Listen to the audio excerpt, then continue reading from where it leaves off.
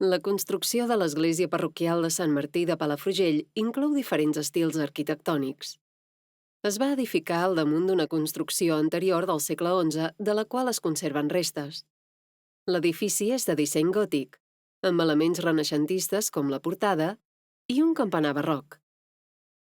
L'actual nau central és el resultat d'una reforma feta entre 1588 i 1599. La façana es va construir entre els segles XVI i XVII.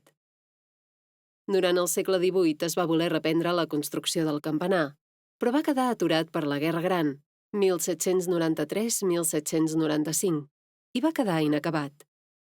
Durant el segle XVIII s'hi va construir un important retaule de fusta barroc de l'escultor Pau Costa, que es va cremar l'any 1936, amb l'esclat de la Guerra Civil. El foc va destruir també diversos objectes litúrgics, i l'estructura de l'església va quedar molt malmesa. Acabada la guerra es va procedir a la reparació, que es va allargar fins al 1943.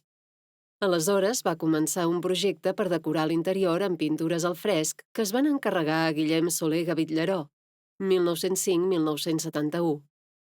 Hi va treballar durant 8 anys decorant l'altar major, 3 capelles i sota el cor de l'església.